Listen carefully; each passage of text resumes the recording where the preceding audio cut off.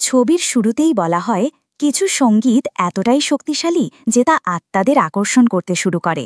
এমনকি এই সঙ্গীত ভবিষ্যৎ ও অতীত থেকেও আত্মাকে আকর্ষণ করে। এর পাশাপাশি এটি খারাপ আত্মাদেরও নিজের দিকে টেনে আনে। প্রথম দৃশ্যে আমরা দেখতে পাই একটি গিটার হাতে একটি আহত ছেলে সেমি একটি চার্চে ঢুকে পড়ে। সে গুরুতরভাবে আহত এবং চার্চের মানুষজন তাকে দেখে উদ্বিগ্ন হয়ে পড়ে। পুরোহিত তার জন্য প্রার্থনা শুরু করেন এবং বলেন, তুমি সঙ্গীত ছেড়ে দাও, যেসব অশুভ শক্তি এখন তোমার পেছনে লেগে আছে তারা তোমাকে ছেড়ে দেবে। আসলে এইবার সেমির সাথে কি ঘটেছিল তা জানতে গল্প একদিন পেছনে ফিরে যায়। দেখানো হয় সেমি গিটারে সুর তুলছে তার সঙ্গীতজ্ঞ বন্ধুদের সাথে। তাদের ব্যান্ড ব্লুজ সঙ্গীত তৈরি করে। এই সঙ্গীতে থাকে আবেগময় সব কথা। এই সঙ্গীতের মাধ্যমে মানুষ যেন সেই আবেগকে বুঝতে পারে। শুধু মানুষ নয়, আত্মারাও এই সুরে হারিয়ে যেতে শুরু করে। কিন্তু সেমির বাবা এই সঙ্গীত বা তার এই আবেগকে মোটেও পছন্দ করেন না। পরে জানা যায় সেমির বাবা আর কেউ নন, বরং সেই চর্চের পুরোহিত, যাকে আমরা শুরুতে দেওয়া লকেটটা পড়তি আহত ও অদ্ভুত মানুষকে, যার অবস্থা দেখে মনে হয় সে কারো সহিংসতা থেকে পালিয়ে এসেছে। সে এক দম্পতির বাড়িতে লুকিয়ে পড়ে। কিছুক্ষণ পর ভ্যাম্পায়ার শিকারীরা সেই দম্পতির বাড়িতে আসে, কিন্তু দম্পতি মিথ্যে বলে যে কেউ তাদের বাড়িতে আসেনি। ভ্যাম্পায়ার শিকারীরা চলে যাওয়ার পর সেই আহত লোক হঠাৎ ওই দম্পতির ছেলেটিকে আক্রমণ করে এবং কিছু রক্ত পান করে।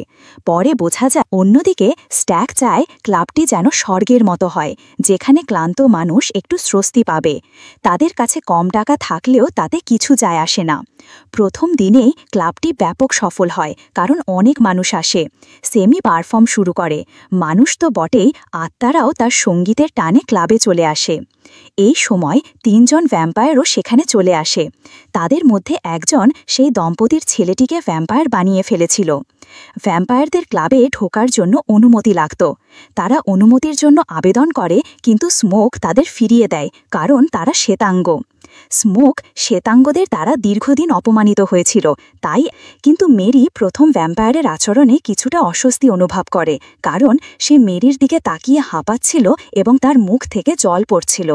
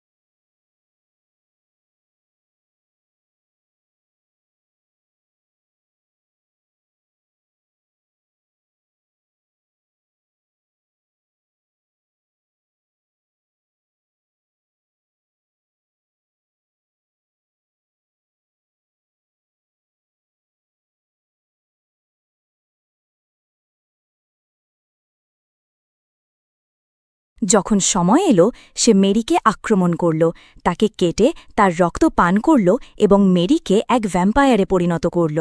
ভ্যাম্পায়ারে পরিণত হওয়ার পর মেরি একটি ক্লাবে গেল এবং অনুমতি নিয়ে ক্লাবে ঢুকল। কিন্তু যখন সে স্ট্যাগের কাছে যেতে শুরু করল তখন সে স্ট্যাগকেও আক্রমণ করল, তার রক্ত পান করল এবং তাকেও এক ভ্যাম্পায়ারে পরিণত করল। স্ট্যাগের ভাই স্মোক এই পুরো ঘটনা দেখে ফেলে। সে মেরিকে গুলি করে, কিন্তু মেরি হাসতে হাসতে চলে যায়, যেন গুলির কোনো প্রভাবই তার ওপর পড়েনি। স্মোক মেরিকে তার বোন মনে করত, তাই তার এমন আচরণ দেখে সে আবেগপ্রবণ হয়ে পড়ে এবং সাময়িকভাবে নাইট ক্লাব খালি করে দেয়। এরপর স্মোকের স্ত্রী আসে এবং জানায় যে মেরি এখন আর মানুষ নয়, সে এখন একটি ভ্যাম্পায়ার। সে কিছু না বললেও সে আগে থেকেই বুঝতে পেরেছিল, কারণ সে প্রূঢ় ম্যাজিকে বিশ্বাস করত। এরপর দেখা যায় অস্ত্র ব্যবহার করতে হবে। আরও একটা গুরুত্বপূর্ণ তথ্য সে জানায়, যদি কেউ অনুমতি চায় ভেতরে ঢুকতে তাহলে সাবধান হও, কারণ মানুষ যে কোনো বাড়িতে অনুমতি ছাড়াই ঢুকতে পারে, কিন্তু ভ্যাম্পায়ার পারবে না। এরপর ক্লাবে উপস্থিত সবাইকে রসুন খেতে বলে, যাতে বোঝা যায় তারা সবাই এখনও মানুষ কিনা। তারপর দেখা যায় ক্লাবের বাইরের দৃশ্য। স্মোক যে লোকজনকে ক্লাব থেকে বের করে দিয়েছিল তাদের ওপর ভ্যাম্পায়াররা আক্রমণ করে এবং অনেকেই ভ্যাম্পায়ারে পরিণত হয়। তারপর তারা অন্যদের আক্রমণ করতে থাকে এবং ধীরে ধীরে প্রায় সবাই ভ্যাম্পায়ার হয়ে যায়। এখন এই ভ্যাম্পায়ারদের নিজেদের একটা পার্টি শুরু হয়ে যায়। তারা অপেক্ষা করতে থাকে কখন ক্লাবের ভেতরের মানুষগুলো বেরোবে আর তারা তখন আক্রমণ করবে। স্মোকের স্ত্রী বলে, এই ভ্যাম্পায়ারদের থেকে বাঁচতে আমরা এই বিল্ডিংয়ে পুরো রাত থাকব, সকালে সূর্যের আলোয় তারা গায়েব হয়ে যাবে। তারপর প্রথম ভ্যাম্পায়ার এসে স্মোক এবং তার সঙ্গীদের বোঝানোর চেষ্টা করে, তোমরাও ভ্যাম্পায়ার হয়ে যাও, এটা শ্রেষ্ঠ সিদ্ধান্ত। এখানে কোনো বর্ণবাদ নেই, কালো সাদা ভেদ নেই, এখানে মৃত্যু নেই, শুধু শক্তি আর অমরতা। এরপর একটি চমকপ্রদ তথ্যে জানা যায়, যে ভ্যাম্পায়ার কাউকে কামড়ে ভ্যাম্পায়ার বানায় তার স্মৃতি ওই ভ্যাম্পায়ারের মধ্যেও চলে যায়। যেমন প্রথম যে ভ্যাম্পায়ারটি একটি দম্পতিকে কামড়ে দেয়, সেই দম্পতি আসলে স্মোক এবং স্ট্যাগকে লুট করতে এসেছিল, কারণ এই শহরের কেউ সহ্য করতে পারত না যে কালো মানুষরাই এখানে সবচেয়ে ধনী। ভ্যাম্পায়ার বলে, মানুষ তোমাদের উন্নতি কখনোই সহ্য করবে না, তাহলে তোমরা কেন ভ্যাম্পায়ার হয়ে যাচ্ছ না? শেষে ভ্যাম্পায়ার বলে, ঠিক আছে, সবাই না, অন্তত স্যামিকে আমাদের দিয়ে দাও, কারণ স্যামির সঙ্গীত অতীত ও বর্তমানের আত্মাকে জাগাতে পারে। এখানে এক চীনা নারী ছিল যে রেস্তোরাঁ চালাত এবং চুরি করত। ভ্যাম্পায়াররা তাকে হুমকি দেয়, তোমার বাড়িতে গিয়ে তোমার মেয়েকে আক্রমণ করব। এটা শুনে সেই নারী হুঁশে ফিরে আসে এবং লড়াইয়ের হুমকি দেয়। তখনই ভ্যাম্পায়াররা ক্লাবের ভিতরে ঢোকার অনুমতি পায়, আর সঙ্গে সঙ্গেই তারা সবাইকে আক্রমণ করে।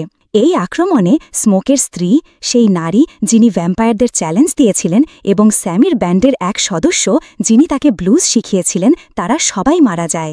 সবচেয়ে আবেগপ্রবণ মৃত্যু ছিল স্মোকের স্ত্রীর, কারণ স্ট্যাগ, স্মোকের ভাই, তার স্ত্রীকে ভ্যাম্পায়ারে পরিণত করার চেষ্টা করেছিল, কিন্তু সম্পূর্ণ ভ্যাম্পায়ার হওয়ার আগেই স্মোক কাঠের খুঁচি দিয়ে তার স্ত্রীকে মেরে ফেলে। এরপর দেখা যায় স্যামি এবং তার বোনরা ভ্যাম্পায়ারদের হাত থেকে পালানোর চেষ্টা করছে, কিন্তু প্রথম ভ্যাম্পায়ার ছিল স্ট্যাগ।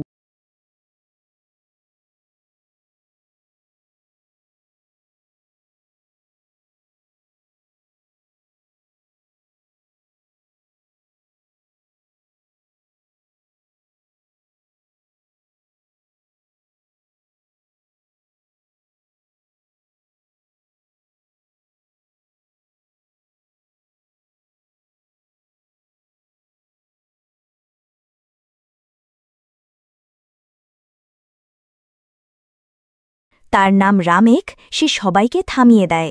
অন্যদিকে স্মোকের লড়াই শুরু হয় তার নিজের ভাই স্ট্যাগের সঙ্গে।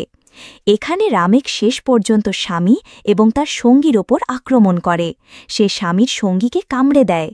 স্বামীর সঙ্গী তাকে বলে, রামেকের অনেক ব্যথা করে, আর যেহেতু সব ভ্যাম্পায়ার কোনো না কোনোভাবে রামেকের সঙ্গে সংযুক্ত ছিল, তাই রামেকের যন্ত্রণায় তারাও কষ্ট পাচ্ছিল। এই সুযোগে স্বামী পালিয়ে যাওয়ার সুযোগ পায়। এখন দেখা যায় রামেক দৌড়ে স্বামীর ওপর আবার আক্রমণ করতে আলো না, যে সূর্য ওঠার আগে তাদের কোথাও লুকাতে হবে, তাই সূর্যের আলোতেই তারা পুড়ে যায়। এরপর স্মোক স্বামীকে বলে দ্রুত এখান থেকে পালাতে, কারণ সিনেমার শুরুতে মুহূর্তে যে গ্যাংস্টারের টাকা সে লুটেছিল তার লোকেরা নিশ্চয় প্রতিশোধ নিতে আসবে। ঠিক তাইই হয়, অনেক লোক আসে তাকে ধরতে। স্মোক একাই বন্দুক হাতে লড়াই করে এবং সবাইকে মেরে ফেলে, কিন্তু পাল্টা গুলিতে স্মোকও গুরুতর আহত হয়। তার শেষ নিঃশ্বাস নেওয়ার সময় তাকে তার স্ত্রী ও মেয়ের কথা মনে পড়ে, এইভাবেই সে মারা যায়। এখন আমরা দেখি স্বামীকে, যে গিটার হাতে একটি গির্জায় ঢোকে, অর্থাৎ এটাই সিনেমার শুরুর দৃশ্য। সে এখান থেকে গিটারের মাথা নিয়ে বেরিয়ে যায়। এরপর সিনেমার পোস্ট ক্রেডিট দৃশ্যে আমরা দেখি ৬০ বছর পরের সময়, এবং আমরা দেখি বৃদ্ধ স্বামীকে, যে আজও সেই ব্লুজ মিউজিক বাজিয়ে যাচ্ছিল। স্বামী গান গাইছিল এবং এখানেই সিনেমার সমাপ্তি হয়।